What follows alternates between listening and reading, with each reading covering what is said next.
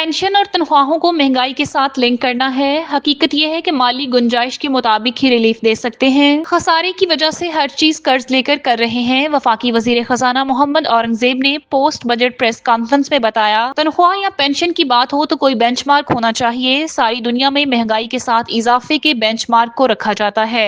महंगाई की शरह अभी भी 7.5% है। हमारी जिम्मेदारी है कि वफाकी अखराजात को कम करें। सहाफियों की जानिब से वुज़रा और पार्लियामेंटेरियंस की तनख्वाहों में बेपनाह इजाफे के सवाल पर वजीर खजाना ने कहा कि ये जरूर देख लें कि वुज़रा और पार्लियामेंटेरियंस की सैलरी को कब एडजस्ट किया गया था। 2016 में कबीना के वुज़रा की तनख्वाह बढ़ाई गई थी।